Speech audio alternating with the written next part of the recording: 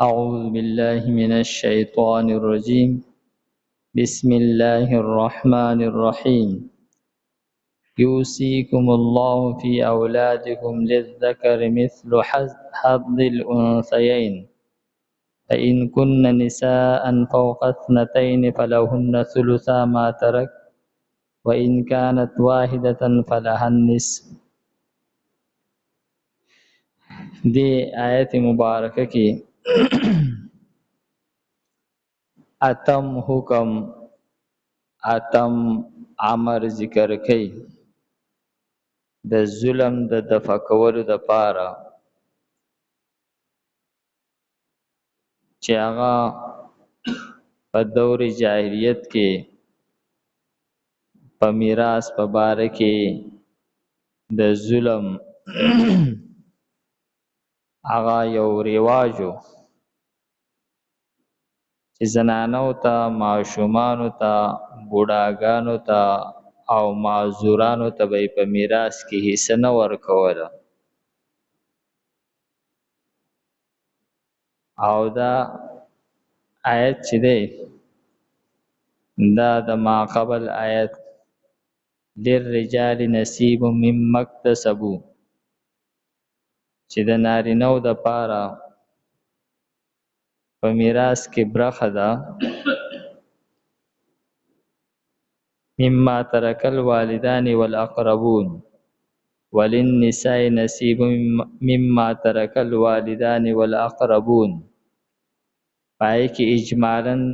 تذکره کړی و دی آیت کې اوس د هغې تفصیل بیانېږي دا آیت او په دې پسې ورپسې آیت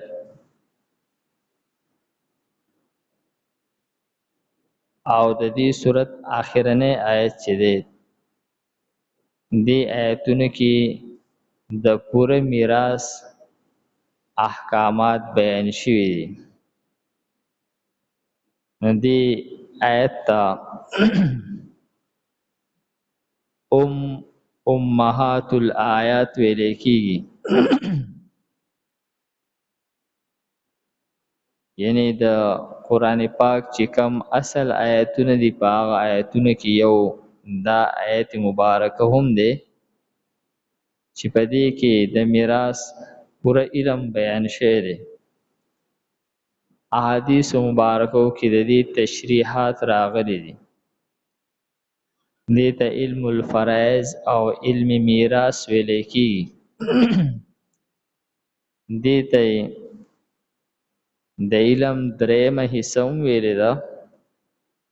او دې ته نیم علم هم ویل کېږي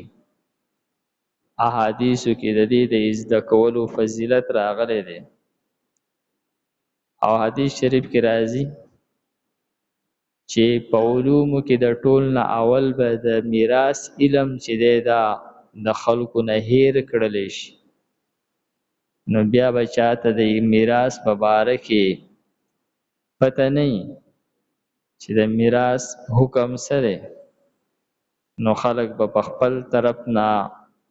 د دې تقسیم کوي او په خپلو کې به هغه جوړ توړ کوي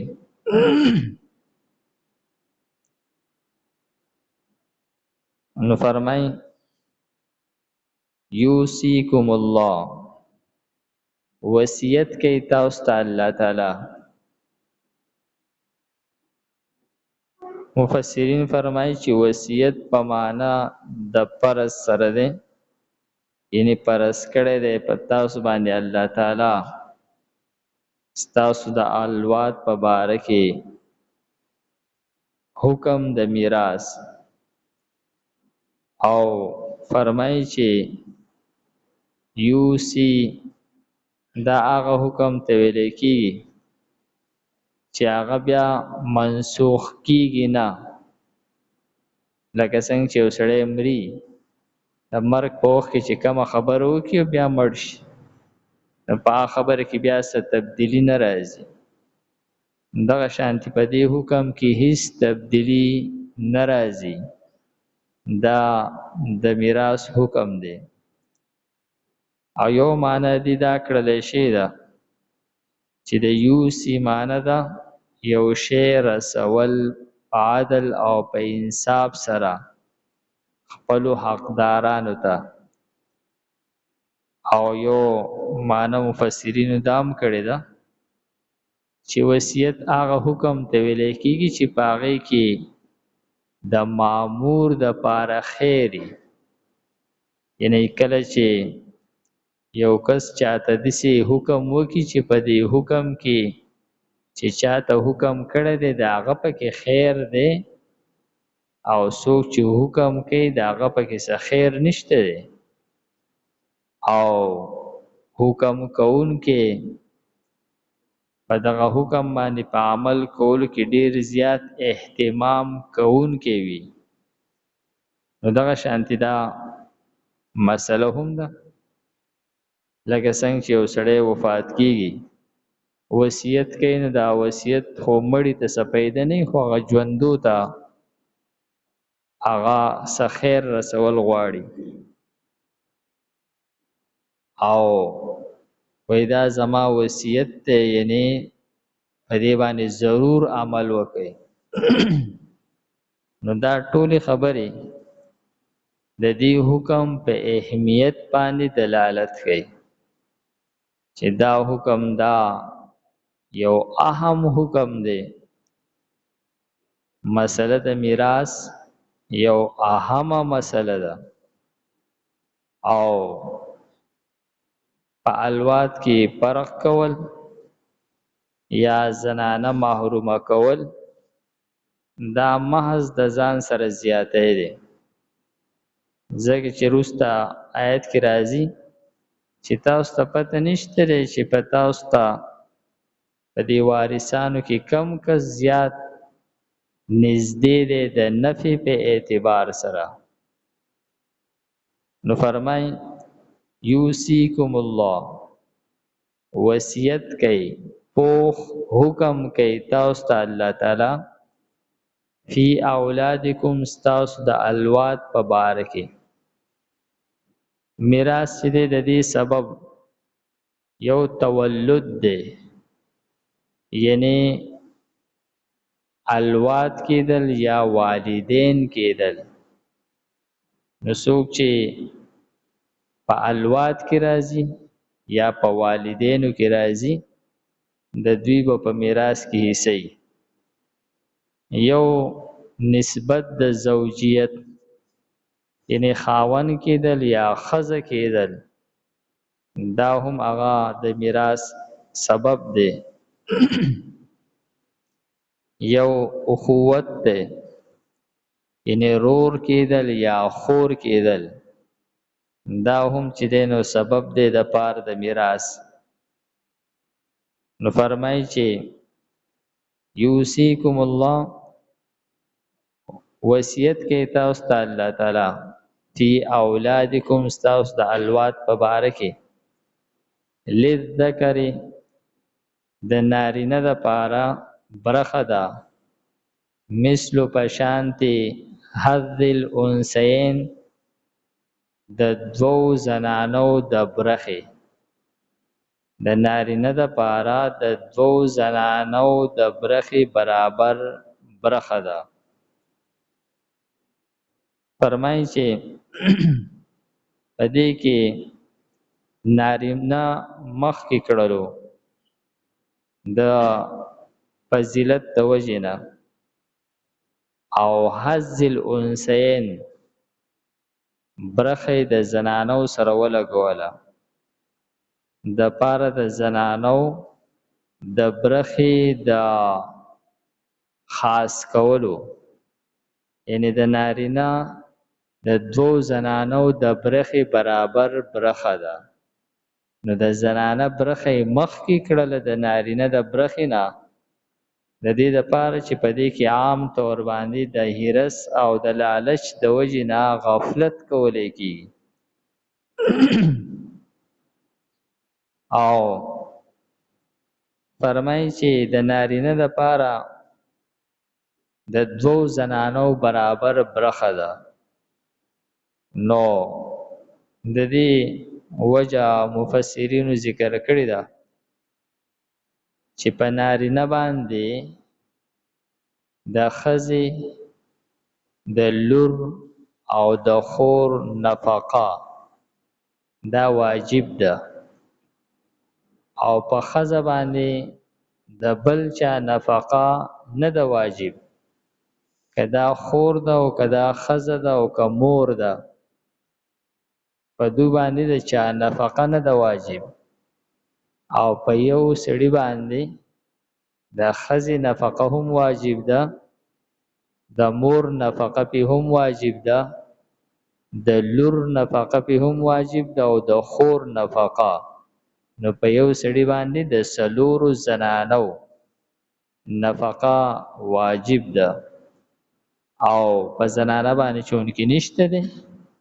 نو نارینه د میراث ته زیات محتاج دی. د دې د وجې نه نارینه ته دوه حصې ورکړلې او یو وجه دا ذکر کړې ده چې نارینه چې دی د هغه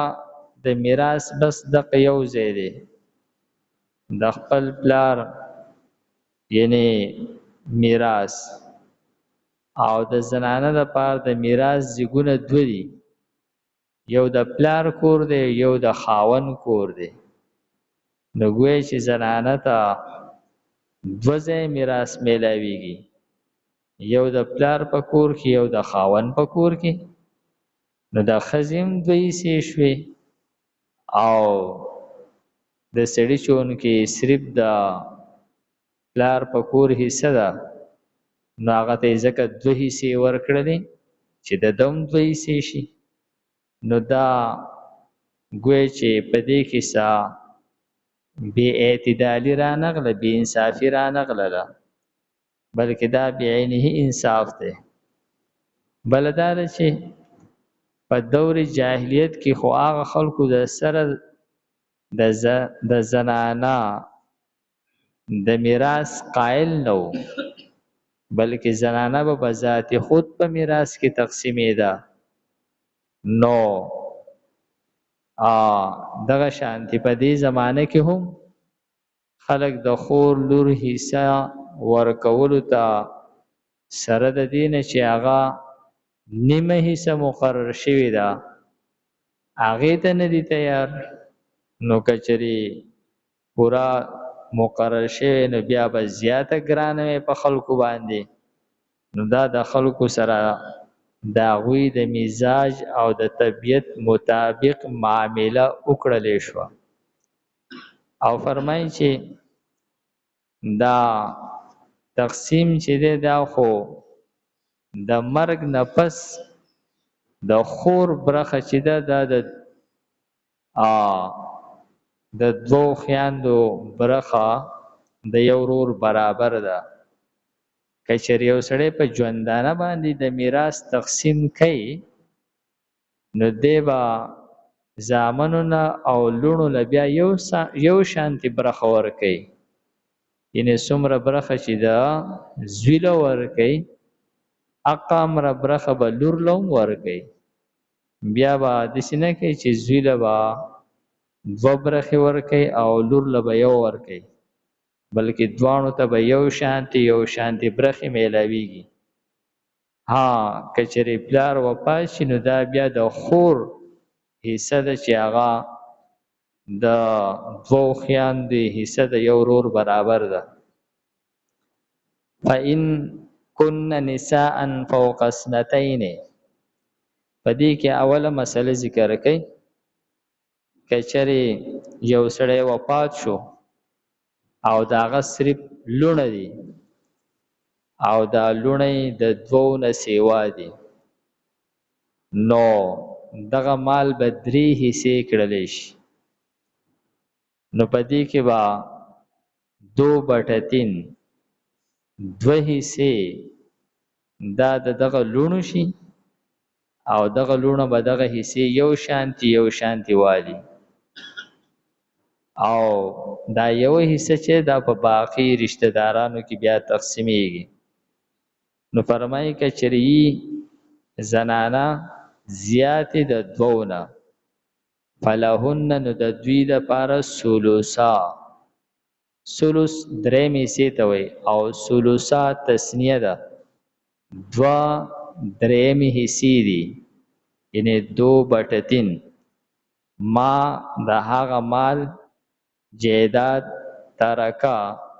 چې پریخي دي د غنارینا و ان كانت واحده او کچره د دغه سړی یو لور ده او زوی نشته دی فلهن نصف نو نیمه حصہ به دغه لور ته د جیداد میلاو شي او باقی چې دا په باقی رشتہ دارانو کې تقسیمیږي یوسیکم الله پوخ حکم کړی دی تاسو ته پوخ حکم کوي تاسو ته الله تعالی فی اولادکم تاسو د الواد په باره کې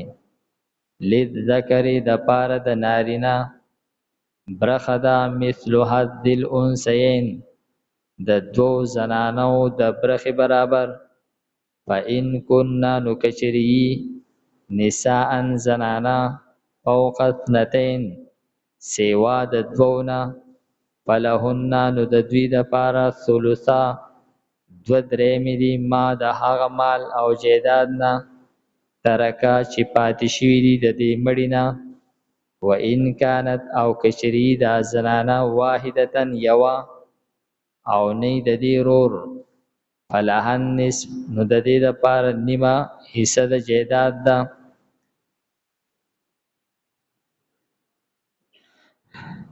الحمد لله رب العالمين والعاقبة للمتقين والصلاة والسلام على خير خلقه محمد وآله وأصحابه أجمعين